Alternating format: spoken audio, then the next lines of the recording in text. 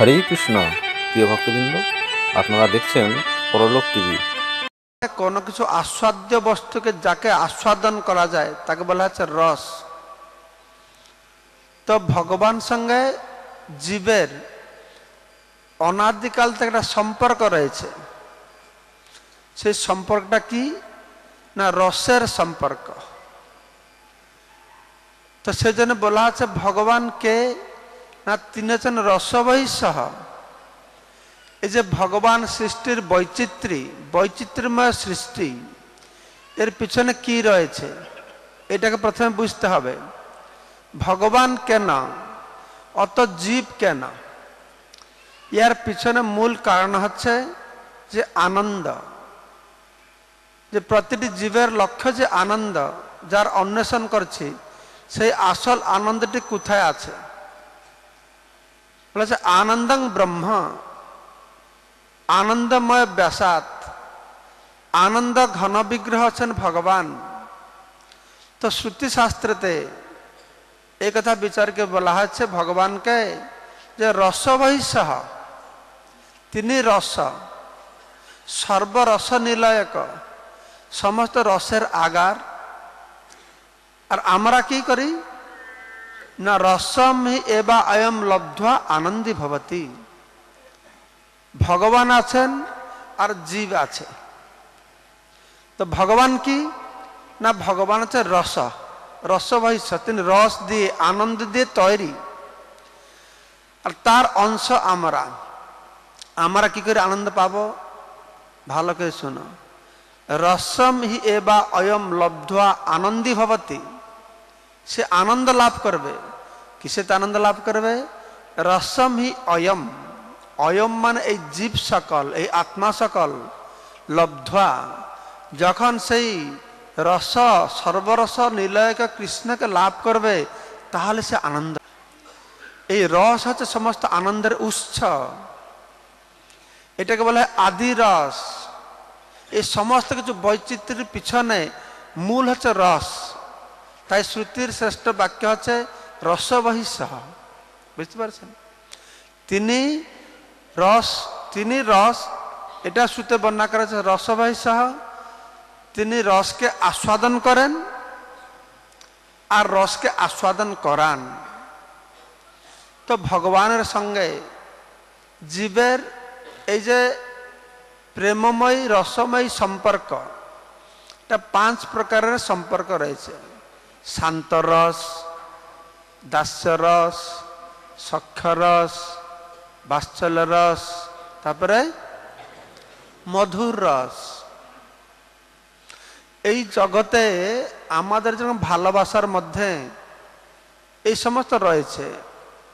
আমাদের সখ্য রস রয়েছে, বাৎসল্য রস রয়েছে, মধুর রস রয়েছে। কিন্তু সমস্যাটা কি? সমস্যাটা হচ্ছে ভগবান সঙ্গে যে আদি নিত্য রসময় সম্পর্ক, তার বিকৃত প্রতিফলন এখানে দেখা যাচ্ছে। এটাই সমস্যা। এই জগতে যা কিছু হচ্ছে ওই জগতে না থাকলে এখানে হতো না। ওই জগতে রয়েছে বলে এখানে হচ্ছে, সেটাকে বুঝতে হবে। সেই জগতে যেটা হচ্ছে এটা আসল স্বরূপে সেটা হচ্ছে, আর এই জগতে সেটা হচ্ছে এটা বিরূপে হচ্ছে। এটা স্বরূপ, এটা বিরূপ। এই সমস্ত তত্ত্ব না জানার ফলে কি হচ্ছে না মানুষ একটু বিভ্রান্ত হচ্ছে। তো এই বিভ্রান্ত হবে মানুষ এটা জেনে। ধরুন রাসলীলার সমস্ত কথা শ্রবণ করেছেন পরীক্ষিত মহারাজ। তখন শুকদেব গোস্বামীর কাছে তিনি স্বয়ং এ প্রশ্ন উত্থাপন করেছেন। পরীক্ষিত মহারাজ তিনি শুকদেব গোস্বামীকে বলেছেন, আজকে ভগবানের এই রাসলীলা, যেই ভগবানকে মানুষ অত সম্মান করে শ্রেষ্ঠ বলে মনে করে, যেই ভগবান তিনি বলছেন যে আমি ধর্ম স্থাপন করতে এসেছি এই জগতে, সেই ভগবানকে অন্য গোষ্ঠীর মানুষ, মুসলিম, খ্রিস্টান, তারা যখন এই কথা শুনবে তারা তো মাথায় হাত দেবে, আরে বাবা কি ভগবানের বাবা। তাদের কথা বাদ দেন, হিন্দুরা যেহেতু তারা হিন্দু কিছু বলতে পারবে না, কিন্তু হৃদয়ে তো তাদের ভিতরে ধুকধুক হচ্ছে, এটা কি জিনিস এই ব্যাপারটা, তাই না? যারা সাধারণত মানুষ তাদের মনটা কিন্তু করে, আর কিছু সহজিয়া আছে এইটাকে নিয়ে তারা আরো জঘন্য কাজ করে, তাই না? এই রাসলীলাটা বিরাট জগতের কাল হয়ে দাঁড়িয়েছে, বুঝতে পারছেন? তো সেজন্য শ্রীল পরীক্ষিত মহারাজ তখন থেকে এটা সুস্পষ্ট করেছেন। আমার পয়েন্ট হচ্ছে, যদি ভাগবতের এই রাসলীলা বর্ণনা শুনেছি, আমরা শুনলাম, তো সেটাকে যত প্রাধান্য দেওয়া হবে, এই রাসলীলার সম্পর্কে মানুষের সন্দেহ দূর করবার জন্য পরীক্ষিত মহারাজ যে প্রশ্ন উত্থাপন করেছেন, তার সেই প্রশ্নের উত্তরে শুকদেব গোস্বামী যে বলেছেন, সেটাকে আমাদের বিচার করতে হবে। তো পরীক্ষিত মহারাজ বলছেন, এই প্রশ্নটা শুধু যে সাধারণ মানুষের হৃদয়ে জাগরিত হবে তা নয়, পরীক্ষিত মহারাজের হৃদয় জাগ্রত হয়েছে।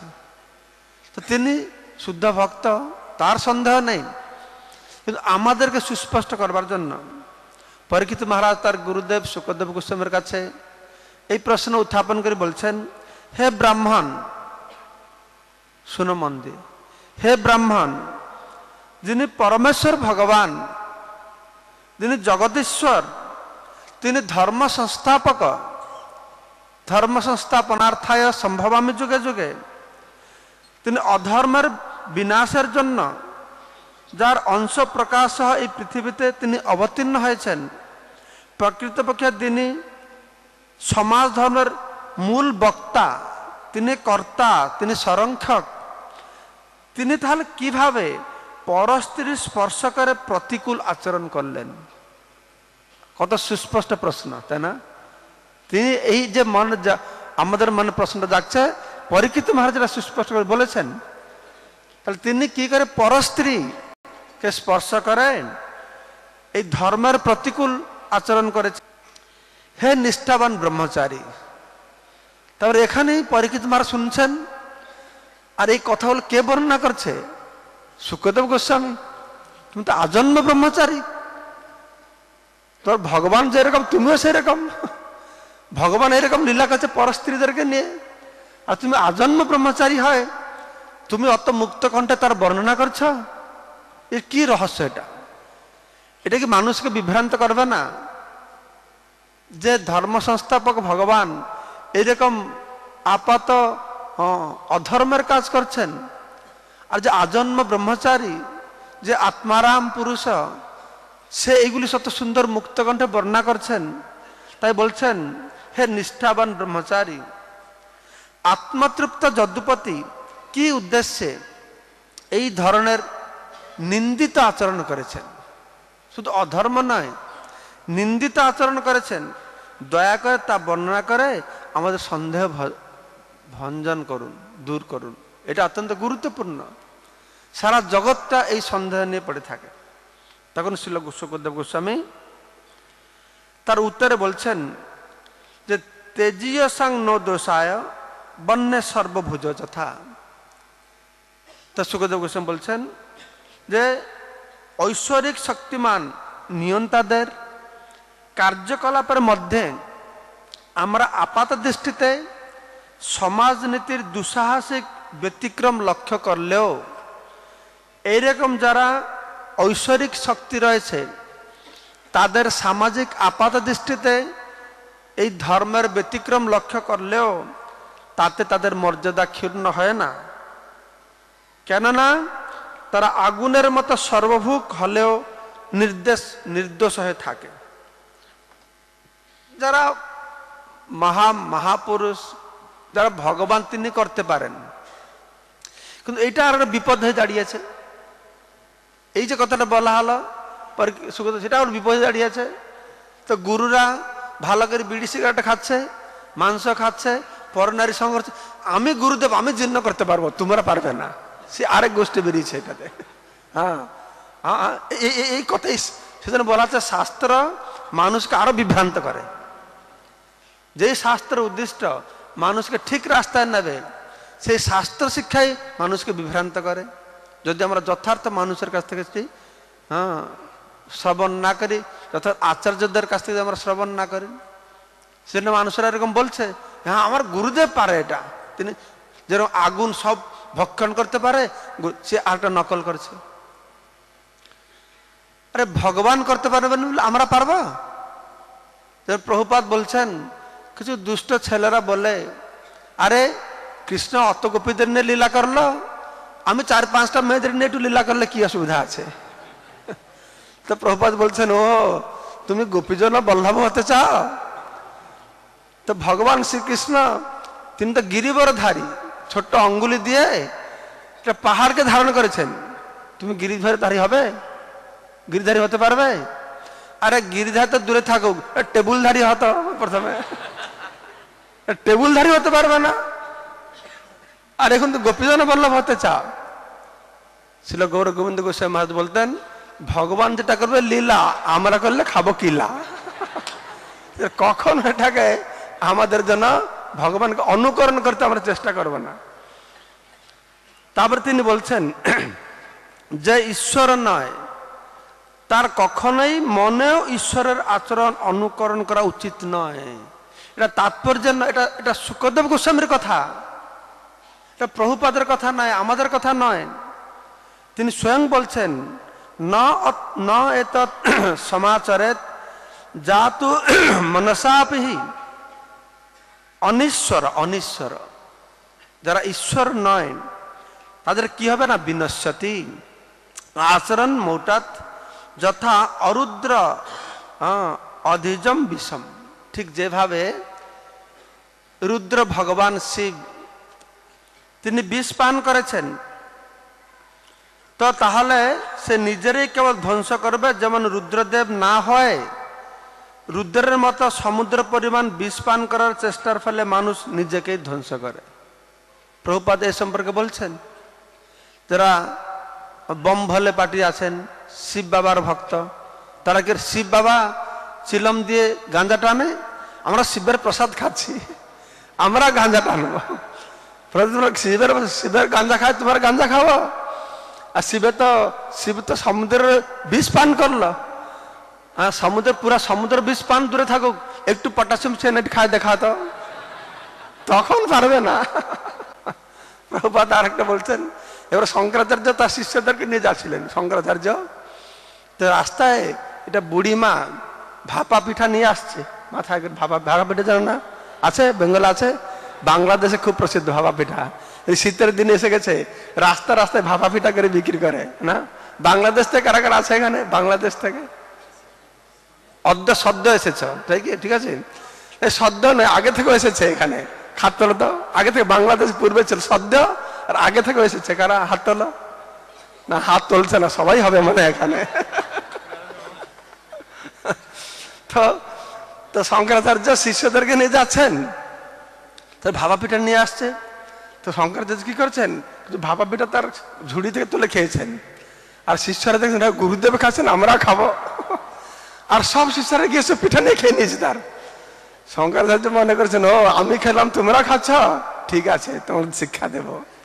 তো যেতে যেতে যেতে গ্রামে একটা কামার, যে লোহার কাজ করে কামার, ও কামার লোহা গলাচ্ছে, লোহা গলাচ্ছে।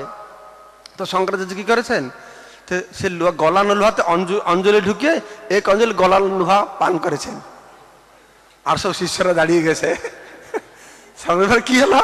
ভাপা পিঠা খেলো, আমি খেলাম বলে এটা খাও। এখান থেকে আমাদের এই মূর্খদের জানা উচিত যে ভগবানকে কখনো এগুলো নকল করবে না। আর পর শুকদেব গোস্বামী স্বয়ং বলছেন এটা। এই যে রসিক রাসলীলার কথা আলোচনা করে মানুষকে আকর্ষণ করবার জন্য, ভাগবতের সমস্ত শিক্ষাকে বাদ দিয়ে সোজা একদম সেই দশম স্কন্ধ রাস পঞ্চোধ্যায়, এটা কানে একটু সুরসুরি দেবে আর বেশি শ্রদ্ধা পাবে, হ্যাঁ সেটা বলবে। আর এটা বলো না কেন? এটা তো শুকদেব গোস্বামী বলেছেন যে ঈশ্বর নয়, তার কখনোই মনে ঈশ্বরের আচরণের অনুকরণ করা উচিত নয়। যদি মূঢ়তাবশত কোনো সাধারণ মানুষ এই ধরনের আচরণের অনুকরণ করে, তাহলে সে নিজেকেই কেবল ধ্বংস করবে। সেখানে বলা হচ্ছে যে বিনশ্যতি আচরণ, এই আচরণ তার বিনাশ হবে। কিভাবে বিনাশ হবে না? যেমন রুদ্রদেব না হয়ে রুদ্রের মতো সমুদ্র পরিমাণ বিষ পান করার চেষ্টা করে। আরে সমুদ্র পরিমাণে বিষ পান করার চেষ্টা করে বাদ দেন, এক বিন্দু বিষ পান করতে পারবে না। তো এটা থেকে আমাদের অযোগ্যতা ভালোভাবে জানা উচিত। তারপর শুকদেব গোস্বামী বলছেন, পরমেশ্বর ভগবানের শক্তি প্রদত্ত সেবকদের কথা সকল সময় সত্য, আর সেই কথার সঙ্গে সামঞ্জস্যপূর্ণ তাদের আচরণ অনুকরণ যোগ্য। অতএব তাদের নির্দেশ পালন করা বুদ্ধিমান ব্যক্তিগণের উচিত। ভগবান কি করেন, আচার্যরা কি করেন না, ওরা কি বলে, ভগবান আমাদের কি বলছেন তার নির্দেশ আমাদের পালন করা উচিত। তার নিয়ন্ত্রণাধীন জীবসমূহকে প্রভাবিতকারী ধর্মাচরণ ও অধর্মাচরণ সঙ্গে তা হলে কিভাবে প্রাণী, মানুষ, দেবতা, নিখিল জীবের অধীশ্বর কোন সম্পর্ক থাকতে পারে? তো ভগবান তিনি এসছেন ধর্ম স্থাপন করতে, ধর্ম সংস্থাপনার্থায় সম্ভবামী যুগে যুগে। তো তার যখন এইরকম আমরা দেখছি যে ভগবান এসে আচরণ করছেন, কেন আচরণ করছেন? তো বলা হচ্ছে যে অনুগ্রহায় ভক্তানাং মানুষম দেহমাশ্রিত ভজতে তাদৃশ ক্রীড়া যশ্রুতা তৎপর ভবে। তার ভক্তকে কৃপা করবার জন্য ভগবান যখন মনুষ্য দেহ ধারণ করেন তখন তিনি এইরূপ লীলাবিলাসে যুক্ত হন, যা সেই লীলাবিলাস শ্রবণকারীকে আকর্ষিত করে, তার প্রতি সেবা প্রেরণ করে গড়ে তোলে। এই ভগবানের এই লীলা জীবের হৃদয়কে পরিষ্কার করে, জীবের হৃদয়ের যে কামভাবকে দূর করে। ভগবানের এই লীলা আপাত দৃষ্টিতে এটা কামভাবের মতন মনে হলেও এটা কাম না, এটা প্রেম। তাই শুকদেব গোস্বামী বলছেন যে বিক্রীড়িতং ব্রজবধূভি ইদম চ বিষ্ণু, ব্রজবধূর সঙ্গে ভগবান বিষ্ণুর এই যে লীলা বিলাস, রাসনৃত্যের বিশিষ্ট ক্রীড়া বিক্রীড়িতম, শ্রদ্ধান্বিত অথ শ্রুণুত বর্ণের যে শ্রদ্ধার সঙ্গে শ্রবণ করবে আর বর্ণনা করবে, ভক্তিং পরাং ভগবতী প্রতিলভ্য, সে পরাভক্তি লাভ করবে। আর কামম হৃদরোগম, তার কামরূপক যে হৃদয়ের রোগ সেটি তার দূরীভূত হবে। তো এইভাবে এখানে বর্ণনা করে এই শ্লোকের মাধ্যমে শুকদেব গোস্বামী তার শেষ কথা বলছেন।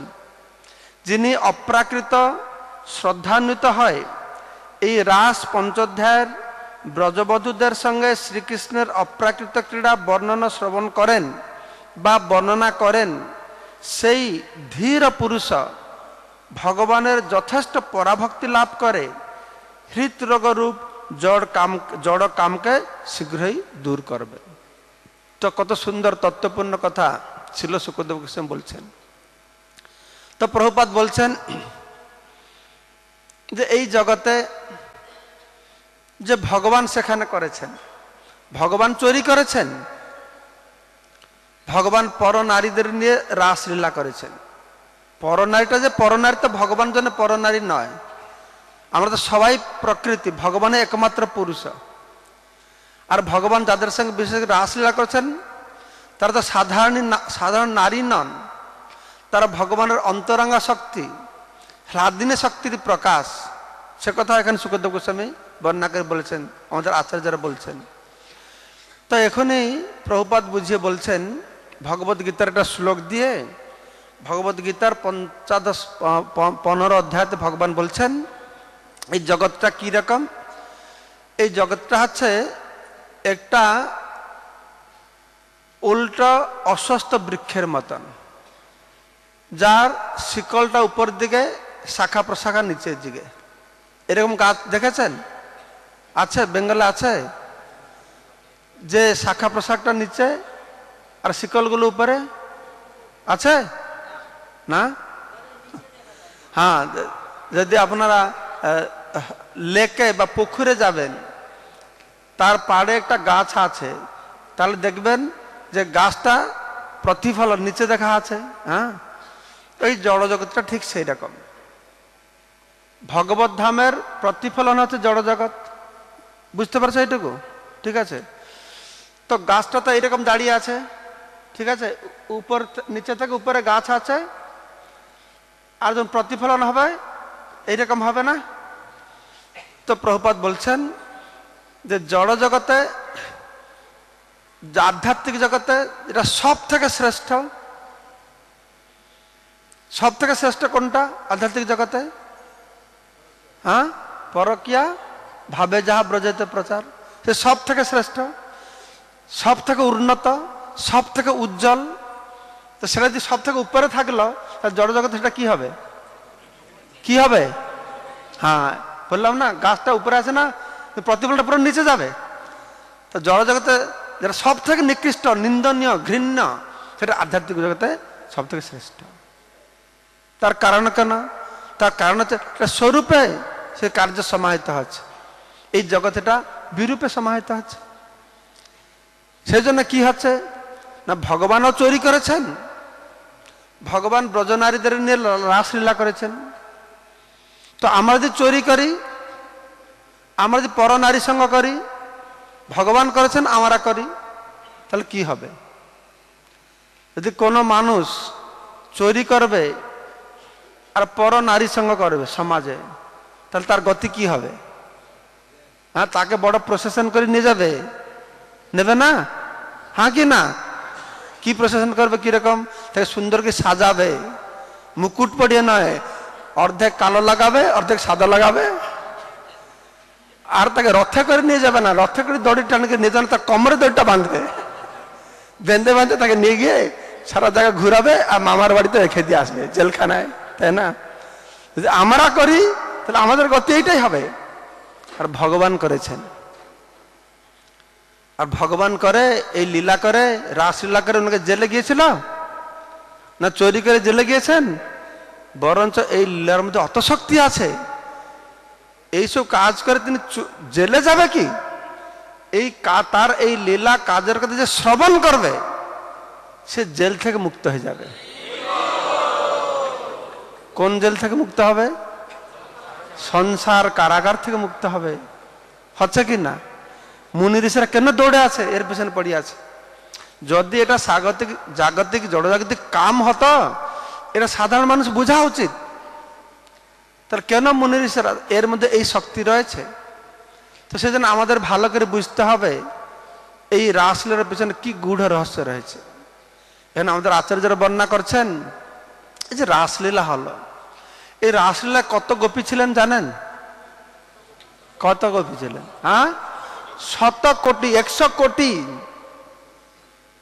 ভারতের জনসংখ্যা কত? হ্যাঁ, এখন ভারতের জনসংখ্যা 130 কোটি। তো চিন্তা করতে হবে, সারা ভারতে যে মানুষ থাকে, এই বৃন্দাবনে 100 কোটি লোক থাকলো কি করে সেখানে? আর তারা তো কি খাঁচাখাঁচি এরকম বসেছিল নাকি? তারা নাচছে, গাইছে, ড্যান্স করছে, 100 কোটি। এটা আমাদের চিন্তার বাইরে হবে না। কোথা থেকে আসলো অত লোক? তারা কি ব্রজে বাস করছিল? না, ভগবানের ইচ্ছায় এই 100 কোটি ভগবান পূর্ব জন্মে ঋষিচারী, মুনিচারী, অপ্সরা, তাদেরকে ভগবান কি করেছেন? বরদান করেছেন।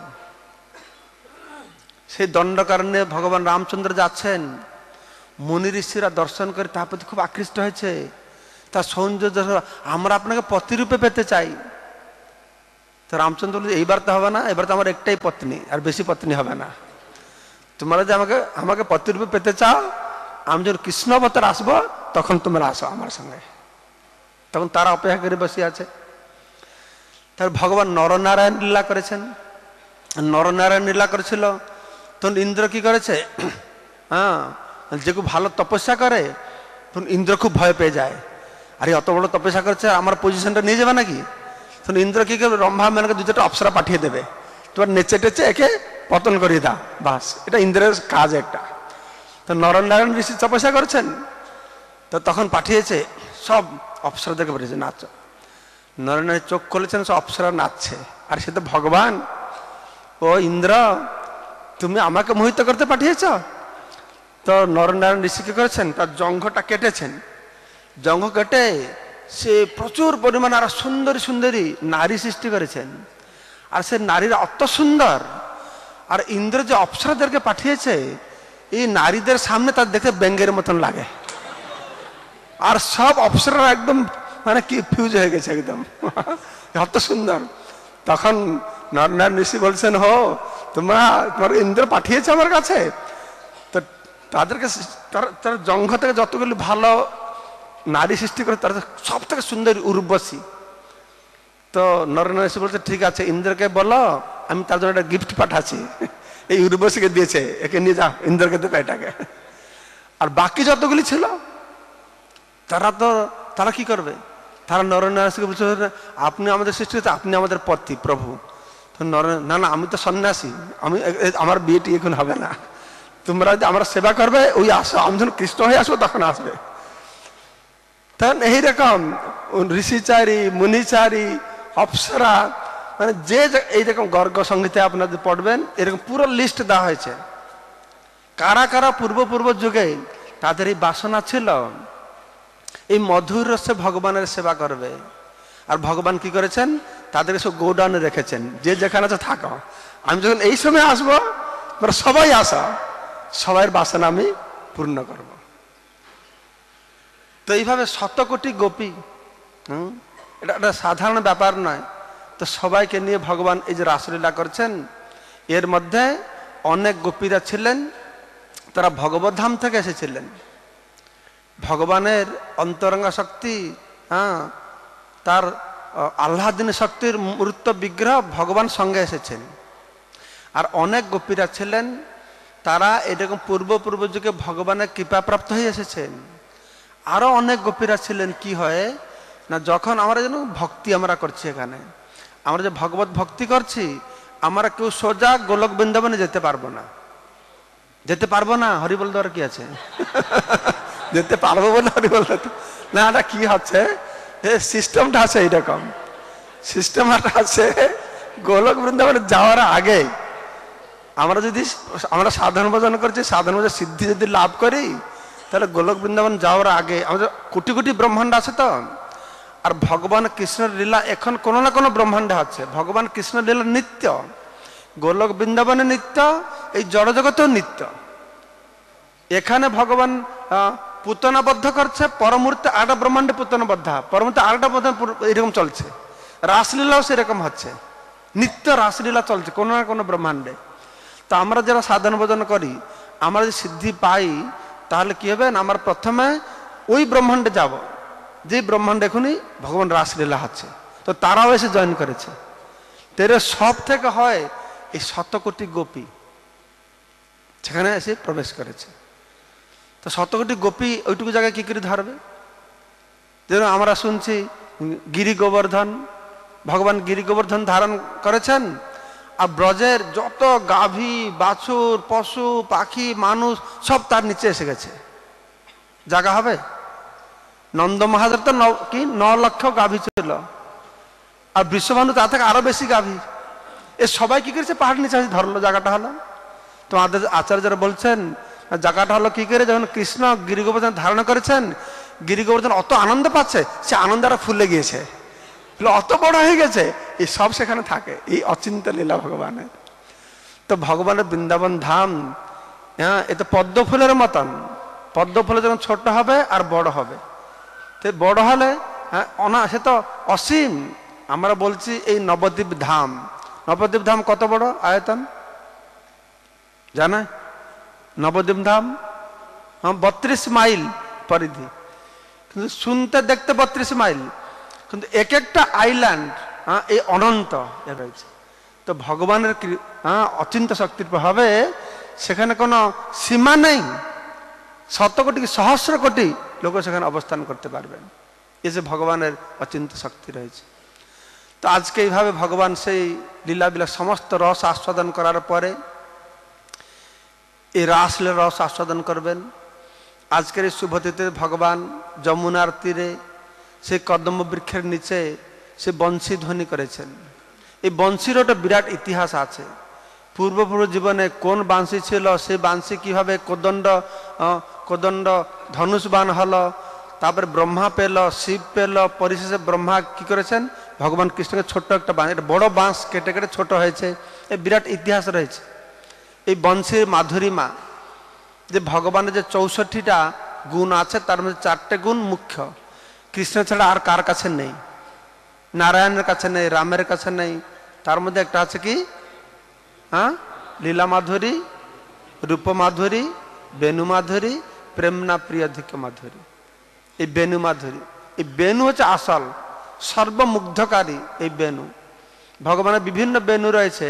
কোন বেনু দিয়ে তিনি গাভীকে আকর্ষণ করবে, কোন বেনু দিয়ে 7:30 পর্যন্ত না, হ্যাঁ, কোন বেনুকে দিয়ে তিনি গোপীদেরকে আকর্ষণ করবে। একটা বেনু আছে শুধু রাধারানী শুনতে পারবে, আর কেউ শুনতে পারবে না। একটা বেনু আছে মা যশোদা শুনতে পারবে। তো ভগবান কৃষ্ণ সেই বেনু বাদন করেছেন বংশী, আর সমস্ত গোপীরা শুনতে পেরেছে রাত্রিতে, গভীর রাত্রিতে।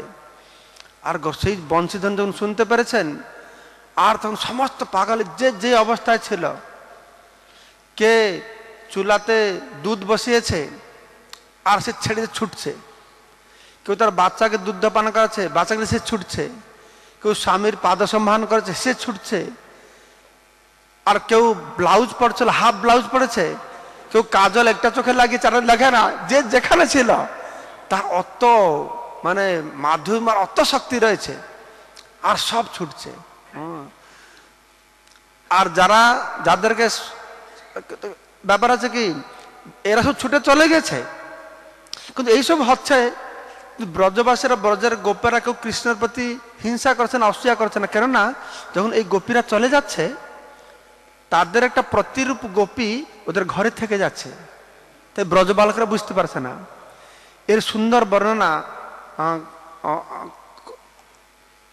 গোপাল চম্পুতে বর্ণনা করা জীব গোস্বামী করেছেন। আমি যে নতুন রাধারানী প্রকাশ করেছি, সেই বই আপনারা পড়লে বুঝতে পারবেন যে কিভাবে এই ব্রজগোপিকারা শেষে রাধারানী প্রকাশ করেছেন। যোগমায়া নিজে এসে সমস্ত ব্রজবাসীদেরকে প্রকাশ করেছেন যে এই গোপীরা কিভাবে শুদ্ধ, আর দুটো স্বরূপ আজকে সম্মানে সেটা বলবার জন্য। তো তারা সব যে নকল গোপী তারা সব রয়েছে, আর আসল গোপীরা তারা কৃষ্ণের কাছে চলে গেছে। এটা যোগমায়া সংগঠন করছে। এটা এটা আপনাদের জানতে হবে, এই পরকীয়া রসটা কি জিনিস না। সমস্ত গোপীরা রাধারানী ভগবান কৃষ্ণের স্বকীয়া রসে কৃষ্ণের সেবা করছে, কৃষ্ণকে আনন্দ প্রদান করছে। কিন্তু যোগমায়া কি করছে, এই ভৌতিক জগতে তাদেরকে এনে বাহ্যিকভাবে তাদেরকে অন্য পুরুষদের সঙ্গে বিবাহ করাচ্ছে। তো গোপীরাও বুঝতে পারছে না যে কৃষ্ণই আমাদের, আর কৃষ্ণ বুঝতে পারছে না এই গোপীগুলা আমাদের, আমার। এরা বুঝতে পারছে না, কেন যোগমায়া সংগঠন করছে। কেন সংগঠন করছে না, এতে রসের আর উল্লাস হবে। রসের কিরকম উল্লাস হবে না, গোপীরা রাধারানী কাউকে বিবাহ করেছে, কিন্তু তাদের প্রেম অত মানে দৃঢ় হবে, এই সমস্ত প্রতিবন্ধককে জাতি ধর্ম, দেশ ধর্ম, প্রতিধর্ম, প্রতিবন্ধ সবকে অতিক্রম করে তারা ভগবান কৃষ্ণের কাছে মিলিত হবে। এই পরম রসকে আস্বাদন করাবার জন্য এটা যোগমায়া সংগঠিত করছে, এটা মহামায়ার ব্যাপার নয়। এইভাবে এই পরকীয়া রসটাকে আমাদেরকে ভালোভাবে বুঝতে হবে। তো সমস্ত তারা সব ছুটেছে জঙ্গলের দিকে। তো ভগবান কৃষ্ণ বাঁশি বাজাচ্ছেন, সব গোপীরা এসে গেছেন। তো ভগবান কৃষ্ণ বলছে, আরে তোমরা এত গভীর রাতে কি করছো এখানে আছে? বাড়ির লোকেরা চিন্তায় পড়ে আছে, তোমরা ফিরে যাও, ফিরে যাও। তো গোপীরা বলছে, যা ভালো কথা বলছে, আমরা সব ঘর বাড়ি ছেড়ে আসলে বলছে ফিরে যাও, ফিরে যাও। তখন কৃষ্ণ বলছেন, ও তোমরা এই পূর্ণিমা রাত্রিতে চাঁদ দেখতে এসছো জঙ্গলে, চাঁদ তো দেখা হলো, এবার ফিরে যাও। বিভিন্ন প্রকার কথা বলে নিরুৎসাহ করাচ্ছে, তার ধর্মের কথা বলছে, এটা তো অধর্ম কাজ, বাড়িতে ফিরে যাও। ধরো দেখো, আমি সর্বধর্মান পরিত্যাজ্য মামেকম শরণম ব্রজ, আমরা সব ধর্ম ত্যাগ করে তোমার কাছে আসলাম, আর তুমি এখন বাড়ি ফিরে যাও। তারা কি করে, সব মাথাটা নিচু করে তারা পার নখ দিয়ে এরকম পাটা নাড়াচ্ছেন বাসন। তো তারপরে ভগবান সর্বোপরি বুঝিয়েছেন, যখন তুমি সব কিছু ধর্মকে নাশ করবার জন্য প্রস্তুত আছ, না ধর্মম না অধর্মম নিরুক্তং কিল কুরু, তখন ভগবান কৃষ্ণের কাছে এরকম আত্মসমর্পণ করা যাবে। তখন ভগবান শ্রীকৃষ্ণ শতকোটি গোপীর সঙ্গে নিজেকে শতকোটি রূপে প্রকাশ করেছেন, প্রকাশ করে সেই ডান্স করছেন। আর সবাই খুব ভাবছে, ও কৃষ্ণ আমার সঙ্গেই আছে, সবার মধ্যে অহংকার আমার সঙ্গেই আছে। তো কৃষ্ণ হঠাৎ অন্তর্ধান হয়ে গেছেন, আর সব গোপীরা পাগলের মতো খুঁজছে, সারা রাত জঙ্গলে খুঁজছে, খুঁজে গোপী গীত। তখন তারা শেষে কি হচ্ছে না, খুঁজে খুঁজে যাচ্ছে। তো বৃক্ষকে জিজ্ঞাসা করছে, হে বৃক্ষ তোমার কি দেখেছ আমাদের কৃষ্ণ এদিকে গিয়েছে? বৃক্ষ কথা বলে নাকি, চুপচাপ দাঁড়িয়ে আছে। এরা পুরুষ তো, এরা বলবে না, হ্যাঁ এরা আমাদের হৃদয়ের কষ্টটা বুঝে না, চলো লতাদেরকে জিজ্ঞাসা করি, এরা নারী, এরা বলে দেবে। তা লতাদের কাছে যাচ্ছে, হ্যাঁ তোমরা কি দেখেছ এই কৃষ্ণ এদিকে গিয়েছে? তো তারাও চুপ করে থাকছে, এরা নারীরা, এরা হিসকুটে, এরা আমাদের কথা বলছুন, বুঝে না। আর গাছ আছে সে ফলে ফুরা ভরা, তো বলছে হে তোমরা নেমে আছে তো? ও আমার তোমরা নিশ্চয়ই দেখেছ কৃষ্ণ মনে হয় এই দিকে গিয়েছে, তোমার মাথা নত করতে প্রণাম করছ, কৃষ্ণ যাওয়ার সময় তোমাদেরকে স্পর্শ করেছে। লতাকে জিজ্ঞাসা করছে, বৃক্ষকে জিজ্ঞাসা করছে, হরিণকে জিজ্ঞাসা করছে, বিভিন্ন প্রকার প্রতিক্রিয়া পাচ্ছে। তো খুঁজতে খুঁজতে তার এক জায়গায় দেখছে কৃষ্ণের পদচিহ্নের সঙ্গে সঙ্গে ছোট পদচিহ্ন আছে। তো ইয়ে আবার কে আছে? সবাই দেখছে কৃষ্ণ কাকে নিয়ে গেছে। কি শ্লোকটা সুখদেব গোস্বামী বলছেন, অনয়া রাধিতা নুনং ভগবান হরির ঈশ্বর। এই গোপিকাটি কে?